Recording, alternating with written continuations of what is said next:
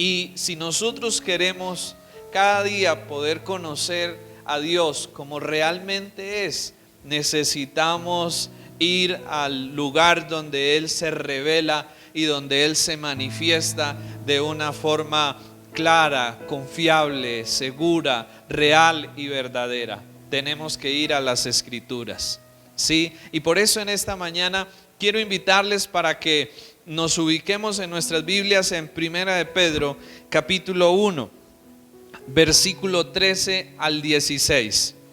Primera de Pedro, capítulo 1, verso 13 al 16.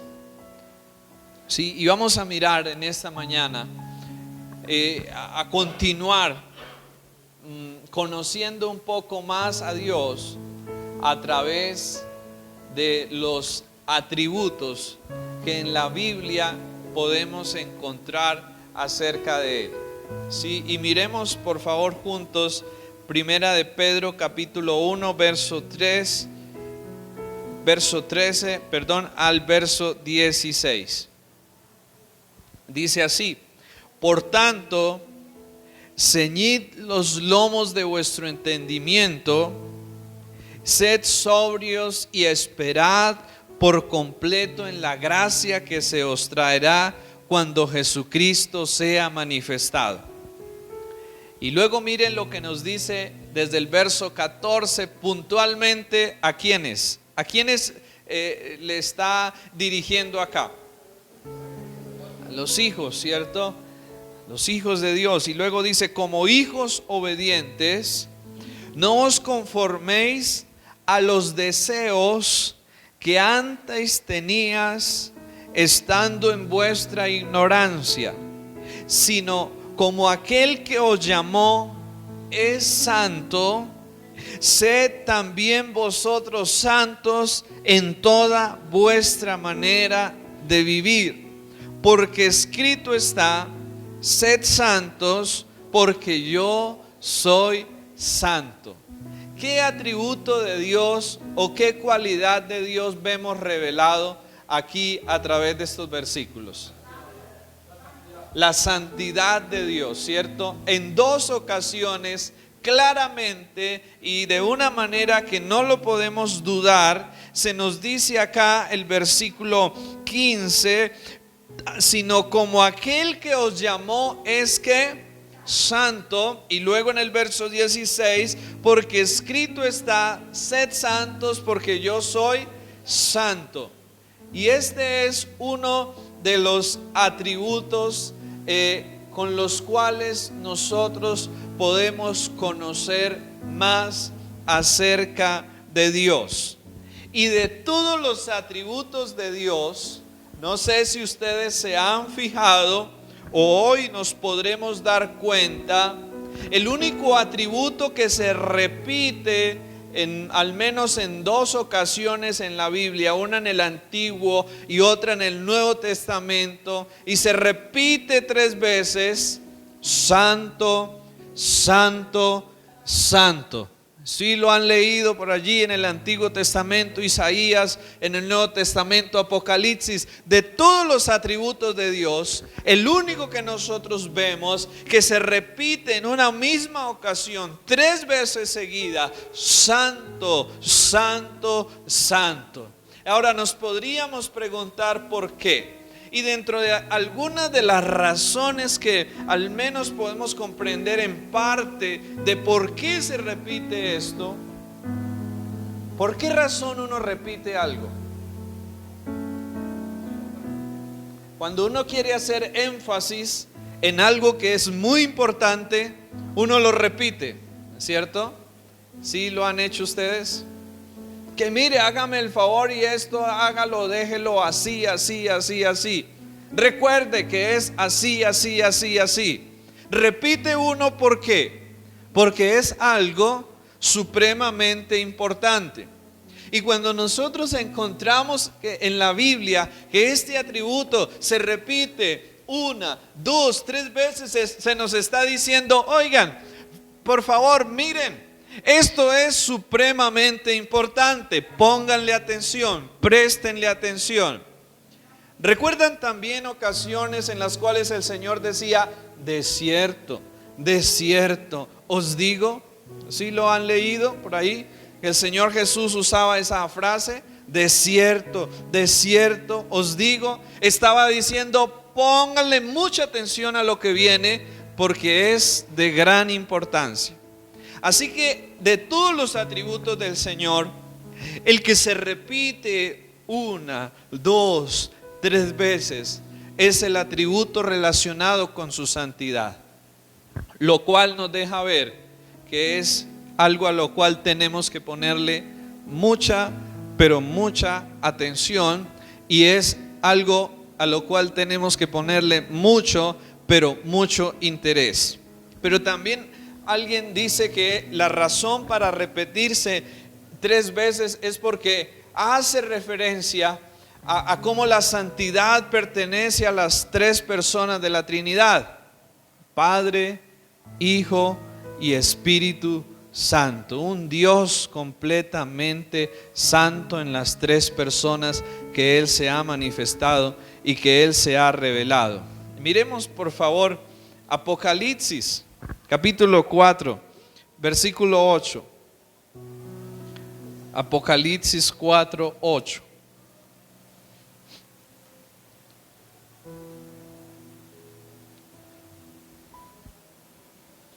Sí, Apocalipsis 4, 8.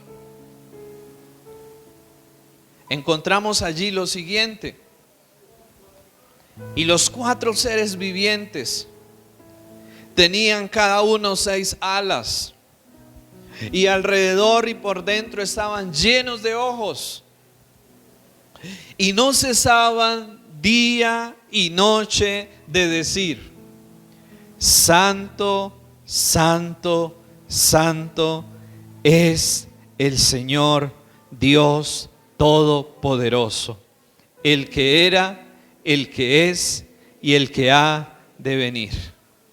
La forma en que estos seres adoraban al Señor era diciendo una y otra vez: santo, santo, santo.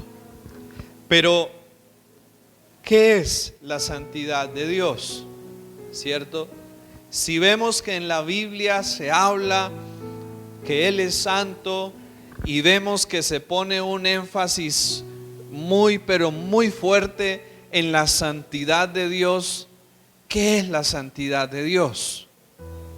¿Qué viene a sus mentes cuando escuchamos acerca de la santidad de Dios? ¿Qué viene a sus corazones cuando escuchamos acerca de la santidad de Dios?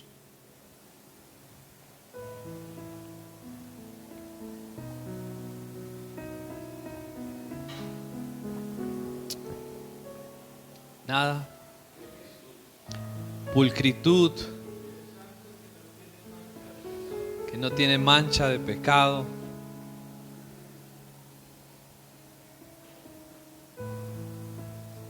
¿Qué más podemos pensar? ¿Qué más viene a nuestro corazón cuando escuchamos sobre la santidad de Dios?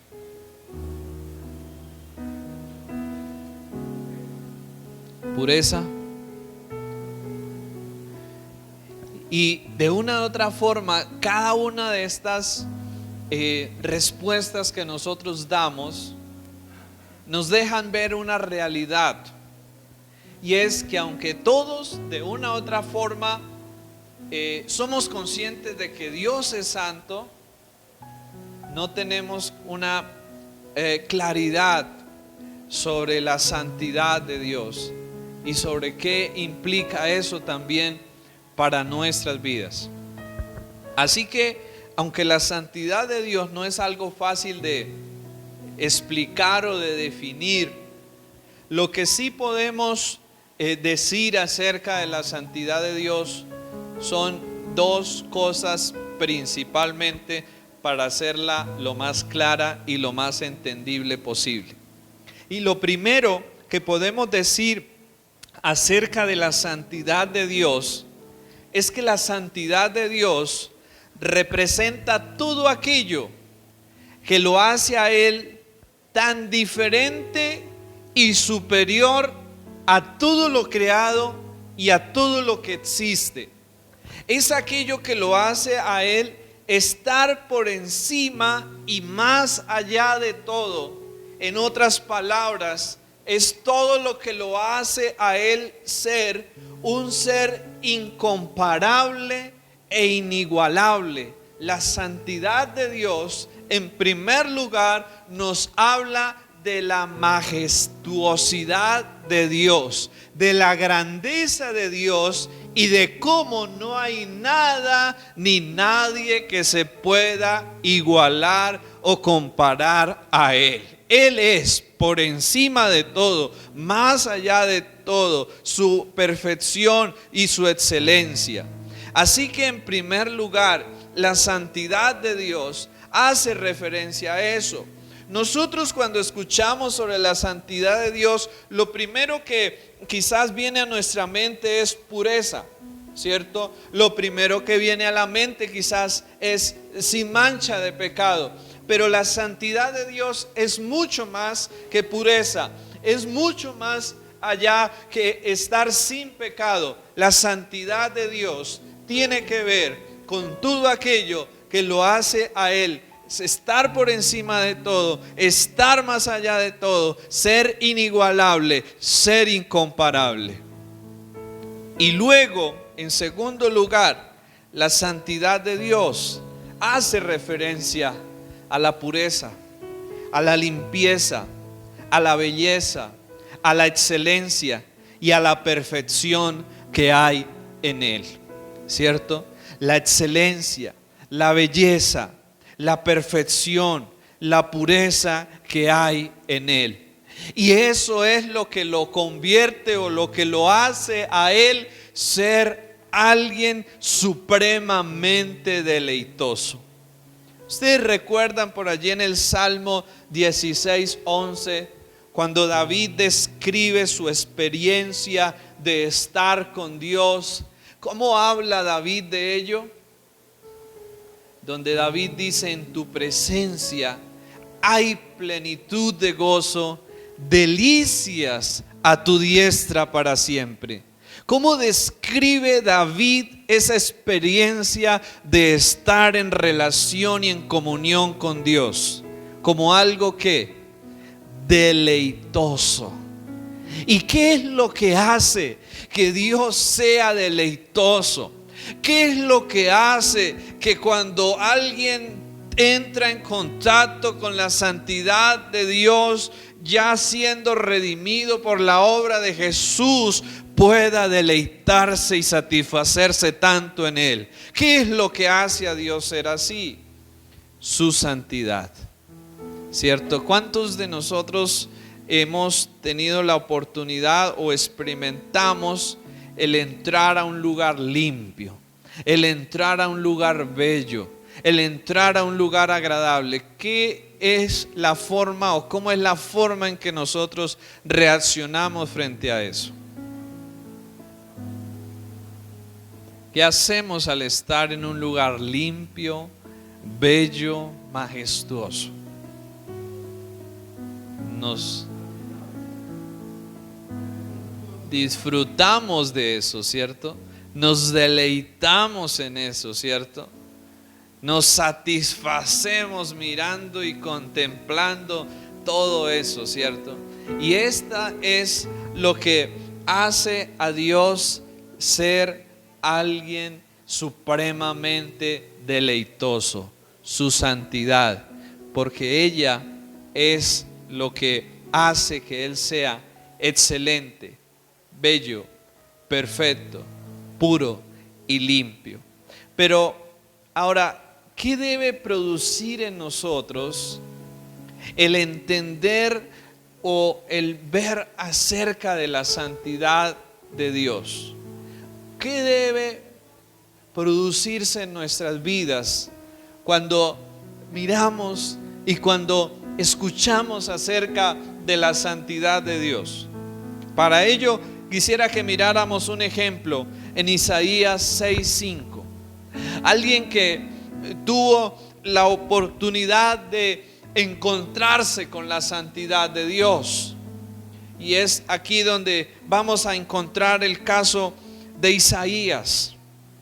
Isaías capítulo 6. Es el momento, es la oportunidad en la cual Isaías tiene un encuentro con la santidad de Dios.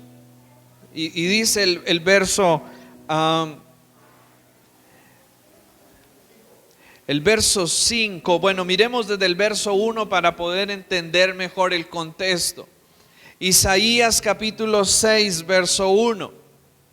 En el año que murió el rey Uzías, vi yo al Señor sentado sobre un trono alto y sublime, y sus faldas llenaban el templo, y por encima de él había serafines, cada uno tenía 6 alas, con 2 cubrían sus rostros, y con 2 cubrían sus pies, y con 2 volaban.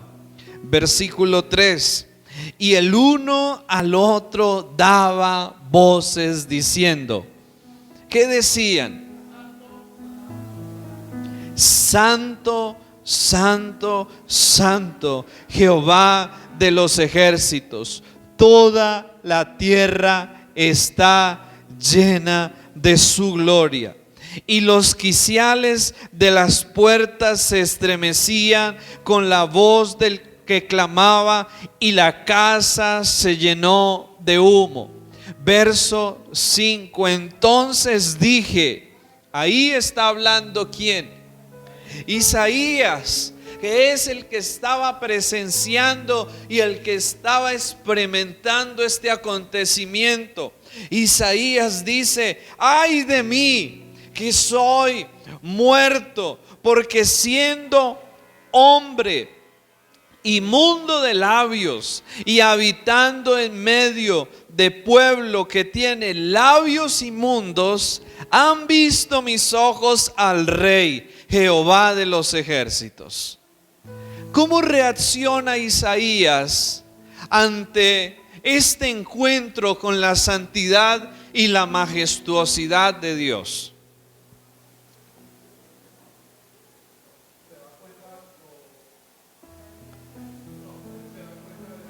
Se asombra ciertamente, y yo creo que esa es la primera reacción, pero luego se da cuenta de su pecaminosidad o de su condición de pecado. Mire, quiero que seamos muy honestos sobre algo en esta mañana.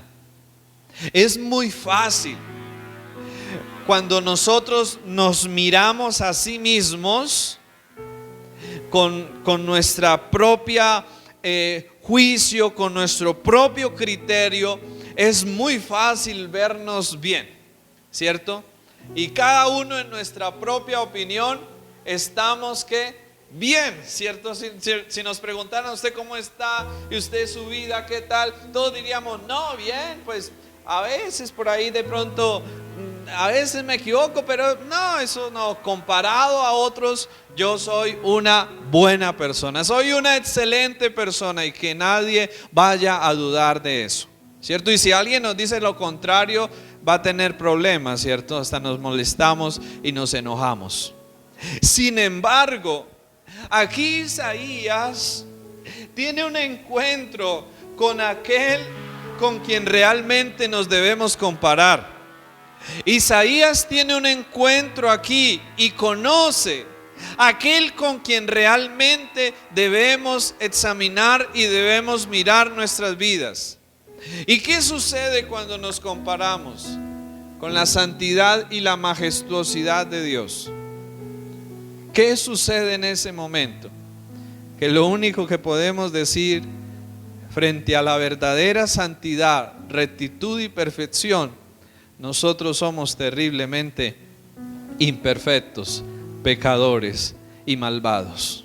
Eso fue lo que Isaías se pudo dar cuenta en el momento que tuvo este encuentro con la revelación de la santidad de Dios, ¿cierto? Ahora, un ejemplo, no sé, ustedes, cuando uno hace algo, ¿no? Y de repente luego uno ve a alguien que lo hace mucho mejor que lo que uno lo hizo, ¿cierto? Y uno dice, ay no, realmente lo que yo hago son puros juegos comparados a cómo esa persona hace las cosas o a cómo eso es realmente.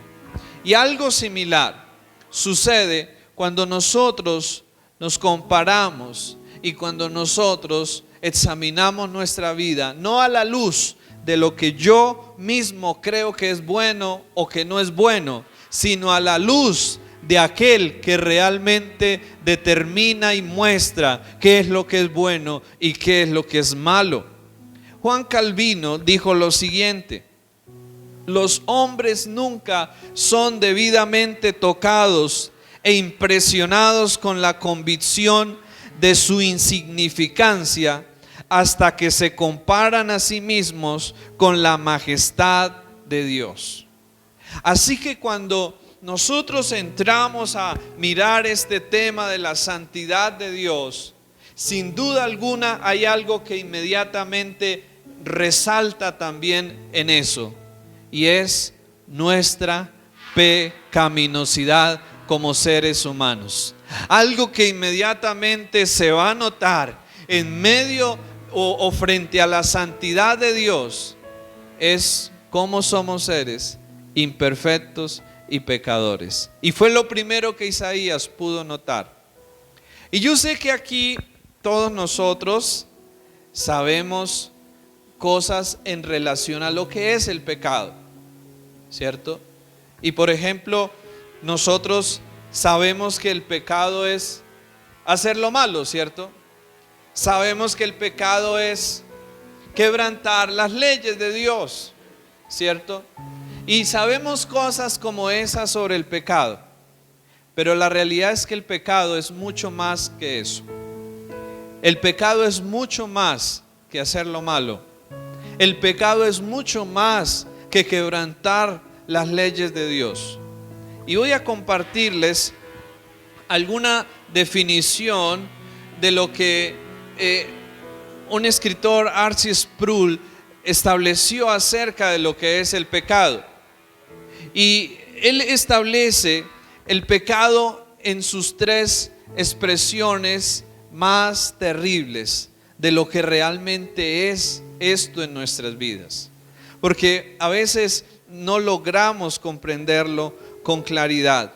Y en primer lugar, lo que el pecado es una traición.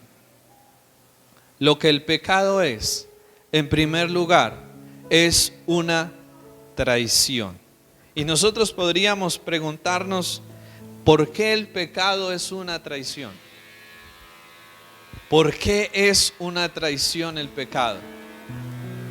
Y es una traición porque un día alguien llamado Dios decidió crearnos y decidió darnos todo lo necesario para la vida, y nos dio mucho más de lo que merecemos o necesitamos. Sin embargo, un día esas personas a las cuales Él creó y Él dio todo, se rebelaron contra su señorío. Y no solo se rebelaron contra su señorío, sino que trataron de quitarlo a Él del trono, y ellos trataron de tomar ese trono y trataron de volverse ellos los amos, dueños y señores de la vida. Y nosotros podríamos pensar, bueno, ¿y cómo es eso en nuestras vidas? No sé si hemos escuchado o nosotros mismos hemos llegado a decir cosas como: no se meta en mi vida, yo hago con mi vida lo que yo quiera, ¿cierto? Lo que yo quiera, lo que a mí se me venga en gana, eso hago, ¿cierto?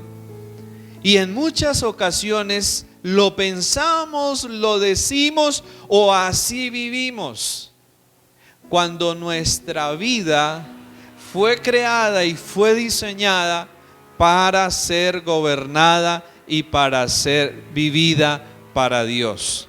Por eso cuando nosotros pecamos, lo que nosotros le estamos diciendo a Dios es: mira, Señor, no nos interesa que tú seas nuestro rey. Nosotros queremos ser los dueños y amos de todo y queremos hacer las cosas a nuestra manera, y nos hemos adueñado y nos hemos apropiado de aquello que debe ser usado y debe ser vivido para Dios y debe ser vivido para la gloria de Dios. Cuando nosotros desobedecemos, le estamos diciendo a Dios: Señor, tu ley no es buena. Mi juicio es mejor que el tuyo. No reconozco tu autoridad. Yo estoy por encima y más allá de ti. Yo tengo el derecho de hacer lo que yo quiera, y tú a mí no me mandas, ni eres quien para mandarme a mí. Eso es lo que estamos expresando cuando pecamos. Estamos manifestando una gran traición contra aquel que un día nos dio todo. ¿Cómo nos sentiríamos nosotros que en cierta forma tomáramos a alguien y lo sacáramos de su mala vida y le diéramos todo y lo ayudáramos y le proveyéramos, y luego esa persona nos traicionara, se levantara contra nosotros y se tratara de adueñar y de apoderar de todo lo que es nuestro? ¿Qué pensaríamos? ¿Cómo nos sentiríamos? Que tratamos de ayudar a alguien y luego esa persona se levanta y quiere, es más, adueñarse de todo lo que es nuestro y echarnos a nosotros a la calle y adueñarse y apoderarse de todas las cosas. ¿Cómo nos parecería eso? Y eso es lo que significa el pecado. Y eso es lo que nosotros hicimos con Dios, o es lo que nosotros hacemos con Dios cuando pecamos. Nos estamos apoderando y adueñando de aquello que Dios un día creó y diseñó para que fuera usado y vivido para Él. En segundo lugar, otra forma en la cual se define el pecado es que es un acto de suprema ingratitud hacia aquel a quien le debemos todo, a quien nos ha dado la vida misma, a quien le debemos todo. Pero también, en tercer lugar, y creo que esta es una de las cosas que me parecieron más reflexivas de esta definición del pecado, y es que es un insulto a la santidad de Dios.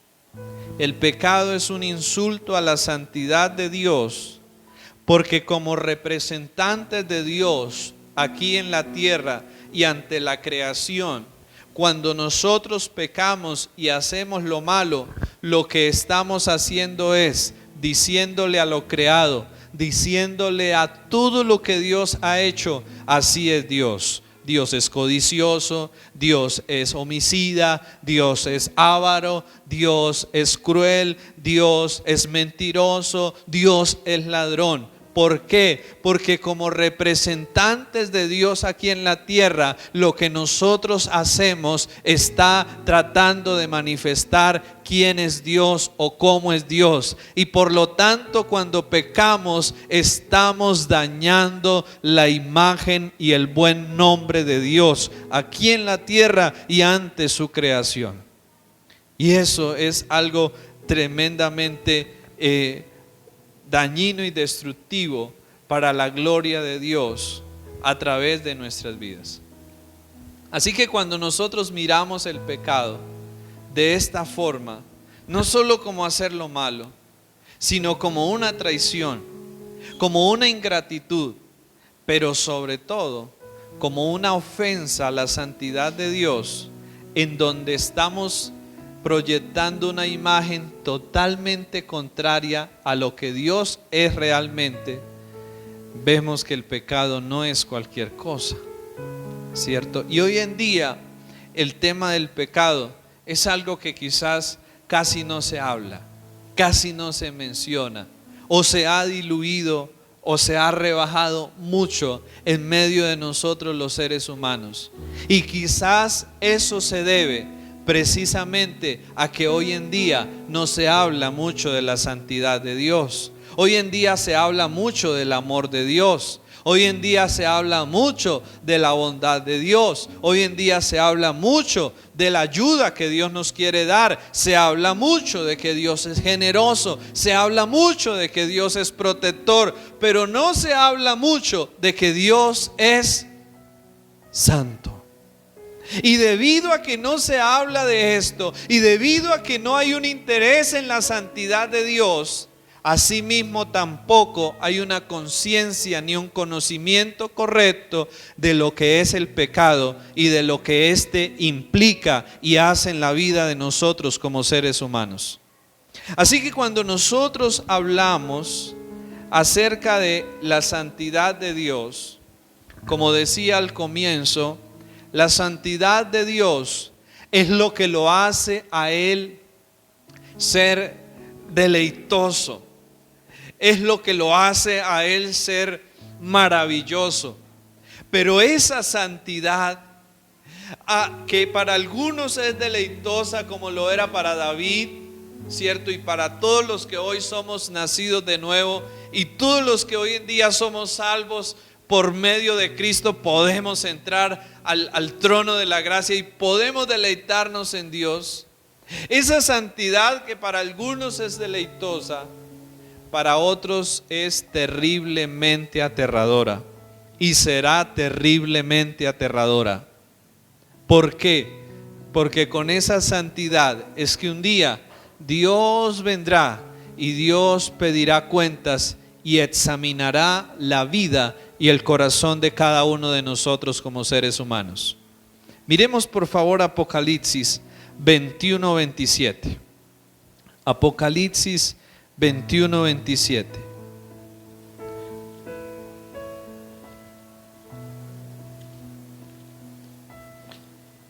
Que se nos dice allí en el verso 27. Está describiendo la nueva Jerusalén, cielo nuevo, tierra nueva, el lugar donde el Señor nos tiene preparada una herencia. Y el verso 27 aclara algo en relación a la nueva Jerusalén. ¿Y qué dice allí el verso 27?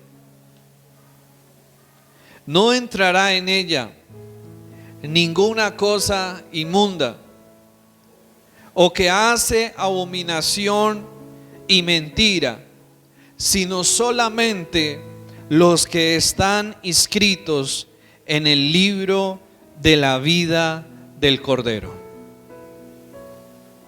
Y es decir, la santidad de Dios, que para algunos es hermosa y maravillosa, para otros en aquel día será aterradora, porque es la que expondrá y sacará a la luz toda la maldad, toda la perversidad del corazón de los seres humanos. Y por eso, si nosotros volvemos a Primera de Pedro, capítulo 1, verso 14, miremos allí la aplicación ahora para nuestras vidas. Primera de Pedro 1, 14. Hablamos de esto y hablamos de Apocalipsis para los no creyentes, y los que hoy estamos escritos en el libro de la vida podemos decir, bueno, ya, gracias al Señor, que podemos un día tener la esperanza de entrar. Pero ¿qué nos dice Pedro aquí para nosotros hoy, los que estamos inscritos en el libro de la vida, los hijos y las hijas de Dios? Verso 14, ¿qué dice allí?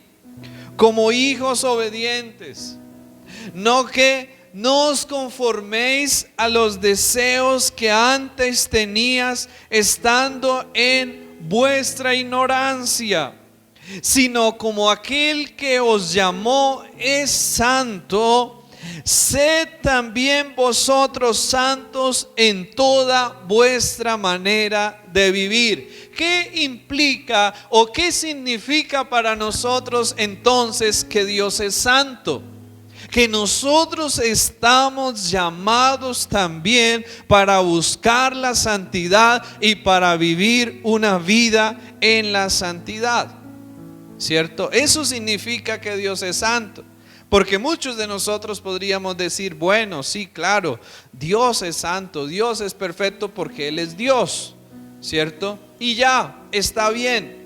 Pero no, hay una respuesta que Dios espera de nosotros a su santidad.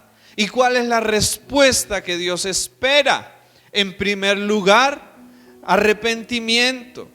Reconocimiento de nuestra condición, arrepentimiento como lo hizo Isaías, ¿cierto? Ay de mí, que soy un hombre de labios inmundos y habita en medio de un pueblo de labios inmundos. Isaías reconoció, Isaías se arrepintió, pero ¿cuál es la otra respuesta que Dios espera de nosotros frente a su santidad? Que nosotros lo tomemos a Él como un ejemplo de cómo vivir la vida, y que nosotros busquemos imitar y seguir ese ejemplo. Es decir, en otras palabras, Dios nos está diciendo, como en ustedes no hay santidad, el llamado de Dios es a que busquemos la santidad. Y hoy nosotros hablamos de la santidad. Y yo predico sobre la santidad, no porque me crea muy santo, sino por el contrario, porque necesito esa santidad y porque todos nosotros necesitamos esa santidad, y Dios nos está llamando y nos está invitando a que busquemos la santidad por cuanto no la hay en nosotros. ¿Sí? Y luego mire lo que dice el verso 14: como hijos obedientes, no os conforméis a los deseos que antes tenías estando en vuestra ignorancia, sino como aquel que os llamó es santo, sed también vosotros santos en toda vuestra manera de vivir. Así que la segunda respuesta que Dios espera de nosotros a su santidad es que haya un anhelo en nuestro corazón por buscar la santidad, por buscar la santidad. Ahora, muchas personas han llegado a pensar que la santidad se trata de lo que no debemos hacer.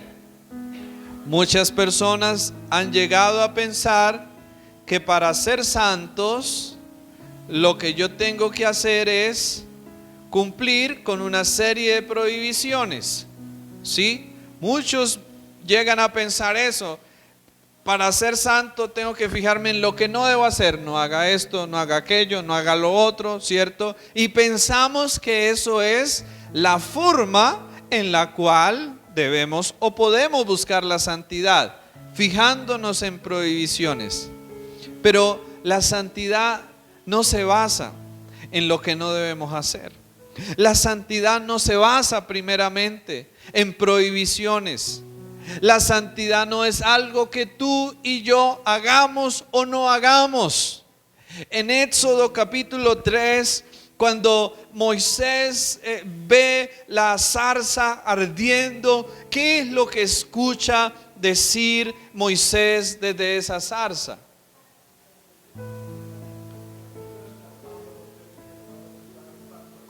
Quítate el calzado porque este lugar es santo. Ahora, ¿qué hacía que el lugar fuera santo? ¿La zarza, la llama? ¿O qué era lo que hacía que ese lugar se hubiera convertido en un lugar santo o en un lugar sagrado? La presencia de Dios. Así que la santidad, en primer lugar, no consiste en lo que hagamos o no hagamos. La santidad en primer lugar consiste a quién le pertenecemos. ¿A quién le pertenecemos? ¿Con quién tenemos una relación? ¿Quién está en el centro de nuestro corazón? ¿Quién está en el centro de nuestra vida? La santidad en primer lugar no consiste solo en estar separado de lo malo, sino en estar dedicado y consagrado a alguien, a Dios.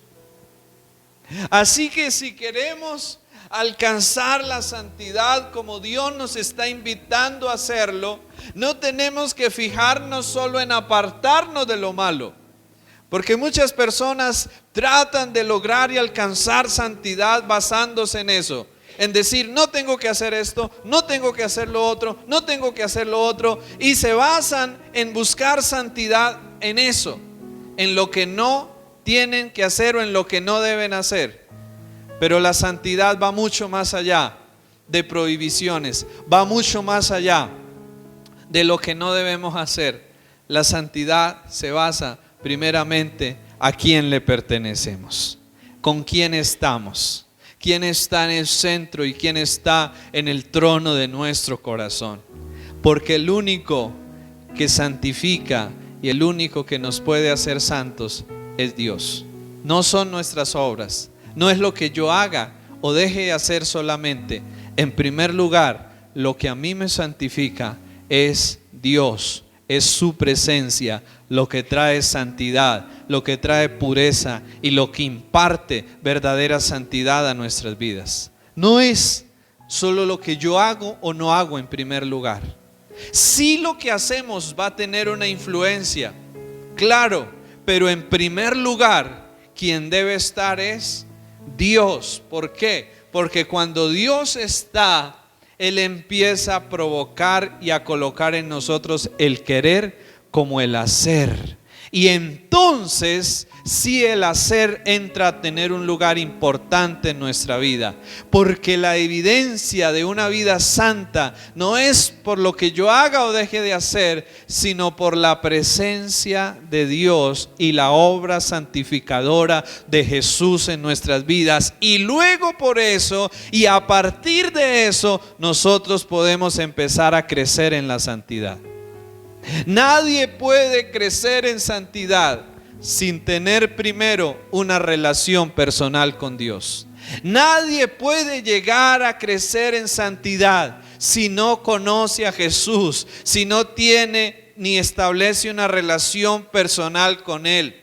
Nadie puede crecer en santidad si no tiene una relación personal con la Biblia. Nadie crece en santidad si no está involucrado y si no hace parte de la iglesia, del cuerpo de Cristo. Nadie puede crecer en santidad si no está conectado ni relacionado con estos tres aspectos de Dios: una relación personal con Él, una relación con su palabra y una relación con su iglesia. Si queremos crecer en santidad, necesitamos basarnos en eso: una relación personal con Dios, una relación personal con las Escrituras y una relación con la iglesia, con el cuerpo de Cristo. Si no hay esto en nuestras vidas, por más que intentemos, no vamos a crecer en santidad. Así que la santidad es algo que Dios nos invita a buscar. Y luego el versículo 14 vuelve y nos dice así: como hijos obedientes, no os conforméis a los deseos que teníais estando en vuestra ignorancia.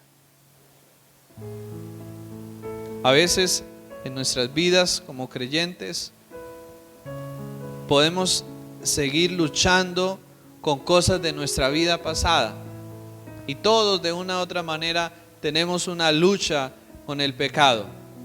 Pero aquí se nos dice: mire, tenga cuidado en no conformarse. Es decir, yo como cristiano puedo llegar a tener equivocaciones, puedo llegar a tener caídas, pero lo que aquí se me está diciendo es: mire, no se quede ahí, no se conforme a volver a la vida que usted antes tenía cuando no conocía al Señor.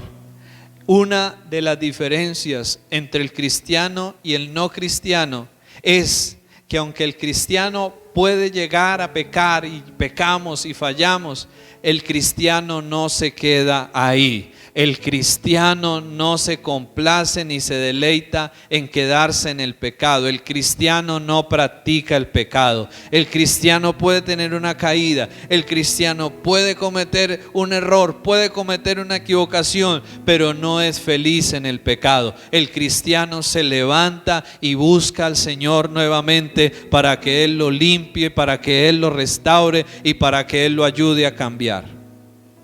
Pero el no creyente practica y sigue ahí en el pecado y en el pecado.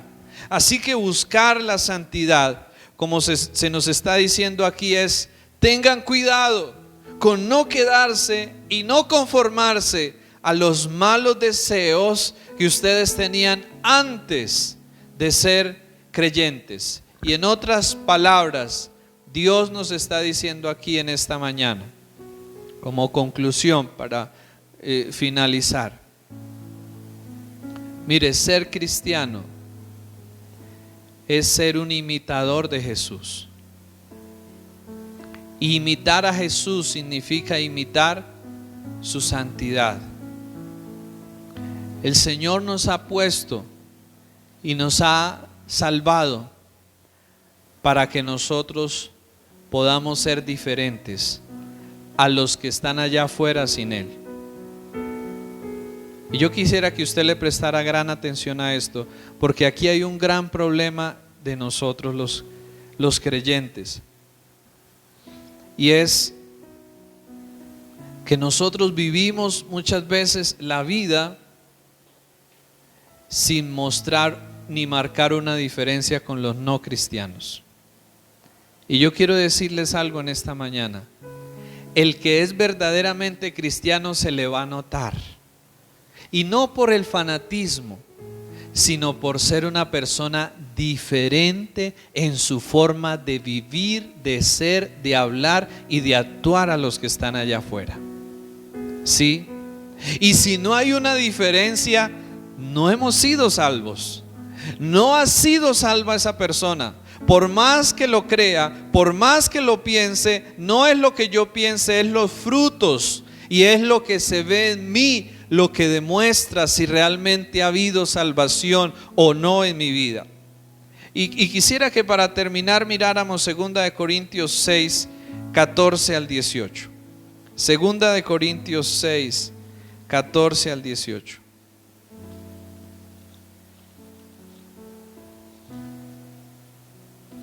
Segunda de Corintios 6, 14 al 18 nos dice lo siguiente: no os unáis en yugo desigual con los incrédulos, porque ¿qué compañerismo tiene la justicia con la injusticia? ¿Y qué comunión la luz con las tinieblas? ¿Y qué concordia Cristo con Belial? ¿O qué parte el creyente con el incrédulo? ¿O qué acuerdo hay entre el templo de Dios y los ídolos? Porque vosotros sois el templo del Dios viviente. Como Dios dijo: habitaré y andaré entre ellos y seré su Dios y ellos serán mi pueblo. Miren la promesa que Dios nos entrega aquí. ¿Cuál es esta promesa? Habitaré y andaré entre ellos y seré su Dios y ellos serán mi pueblo. ¿Qué es lo que nos hace ser santos? Que Dios está en cada una de nuestras vidas. Eso es lo que nos hace ser santos. Pero luego, ¿qué dice el verso 17?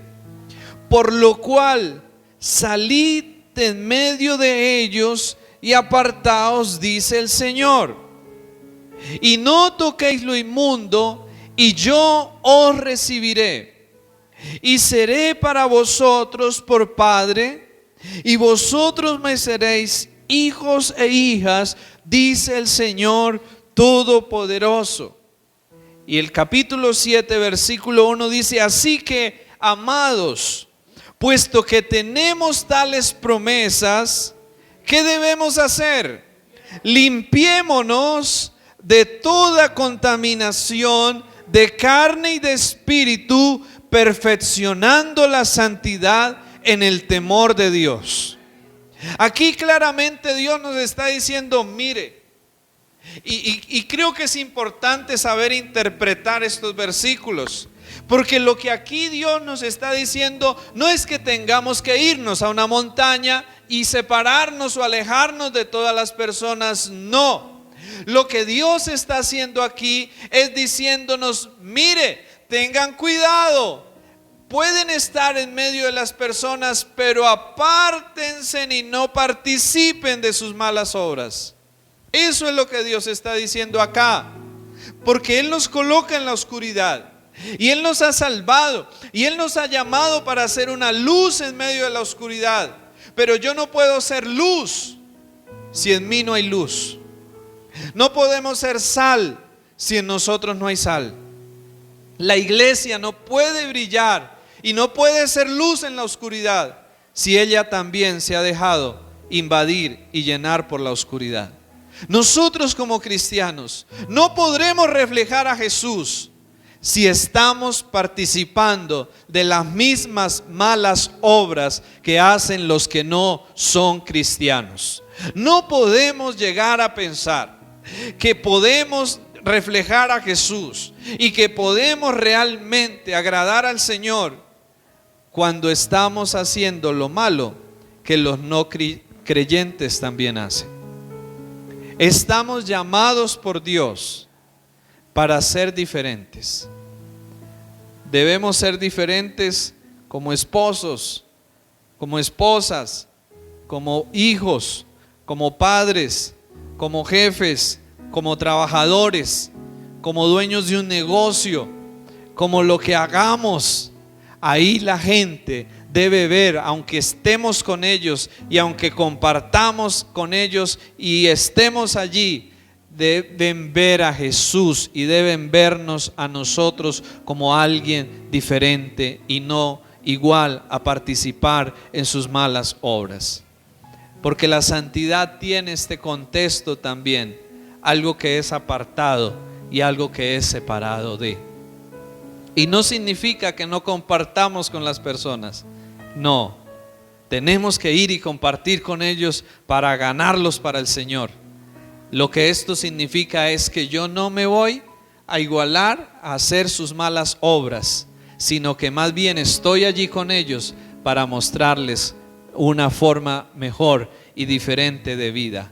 Eso es la santidad de Dios expresada en nuestras vidas. Estamos llamados a ser santos como nuestro Dios es santo. ¿Y qué significa entonces esto?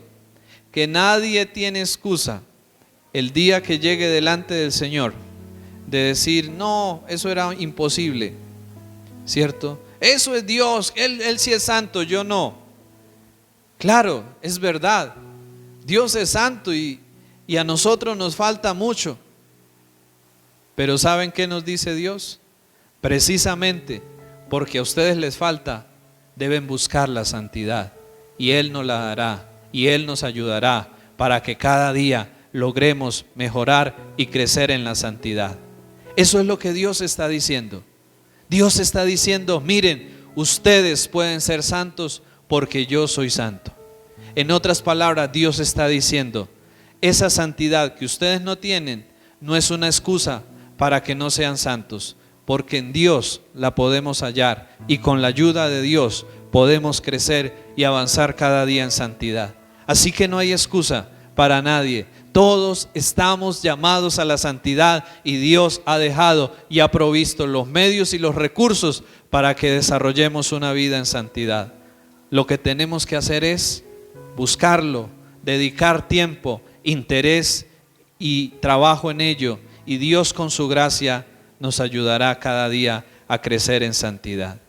Pero no hay una excusa delante de un Dios santo para decir, no, Señor, es que tú eres el santo y yo no. Es cierto en primer lugar, pero luego gracias a Él podemos crecer en santidad. Si no, esto que acabamos de leer no sería cierto. ¿No creen? Si no, esto que Dios nos pide acá que hagamos no sería cierto. Y Primera de Tesalonicenses 5:23 termina Pablo allí haciendo una oración muy especial, y es, creo que una oración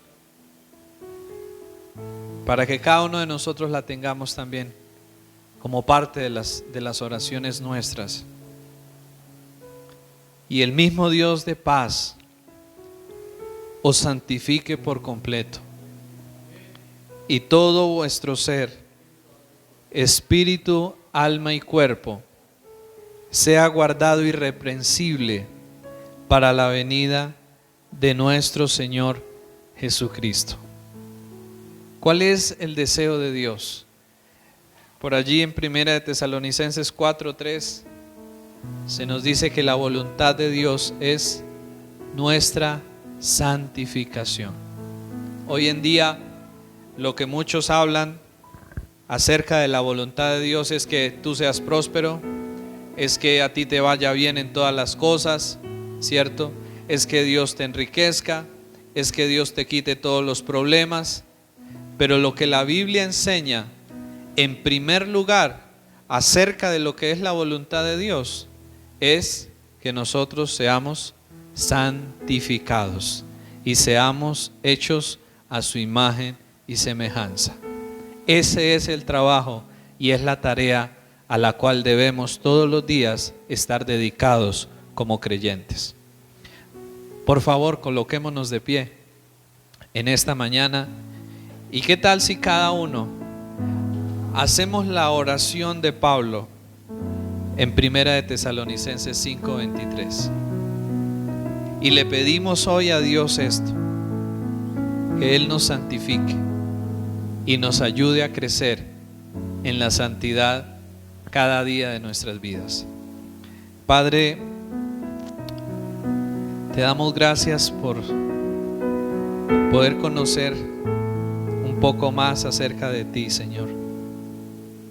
Y hoy haber podido conocer un poco más acerca de tu santidad, Señor. Señor, y te queremos pedir que nos ayudes a no ser indiferentes a tu palabra, Señor, y a lo que tú eres, Dios. Y te pedimos, Señor, que nos ayudes a tomar en serio cada parte de lo que la Biblia nos revela acerca de ti, Señor. Y hoy te queremos pedir que por favor nos ayudes a responder de manera correcta a tu santidad, Señor.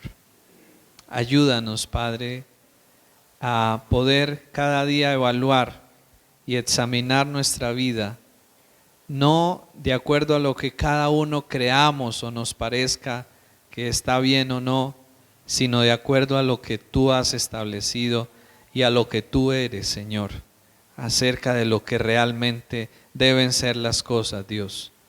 Ayúdanos a evaluar y examinar nuestra vida a la luz de lo que tú eres, Señor, a la luz de tu perfección y de tu santidad, porque solo de esta manera podemos hallar un referente y un ejemplo verdadero para nuestras vidas, Dios. Señor, te pedimos en esta mañana que nos ayudes a anhelar y a buscar cada día crecer en la santidad, a no conformarnos, Dios, con una forma de vida a medias, con una forma de vida, Señor, donde el pecado aún hace parte y es practicado, Dios. Ayúdanos, Señor, a entender que tu santidad debe afectar nuestras vidas para cambiarlas y que no sigamos siendo los mismos, Señor. Ayúdanos a entender que tú nos has salvado, no para que sigamos en lo mismo de antes, sino para que podamos hacer cosas nuevas y cosas diferentes, Señor, y podamos ser como tú, Jesús. Señor, hoy nuestra oración es la oración que vemos allí en Tesalonicenses. Por favor, santifica todo nuestro ser, Señor, espíritu, alma y cuerpo, Dios, y guárdanos del pecado, Señor, en medio de un mundo tan manchado y tan lleno de maldad. Señor, guárdanos mucho, por favor, porque la verdad es que, Señor, hoy en día no se habla de tu santidad y la percepción del pecado se ha querido hacer a un lado, Dios.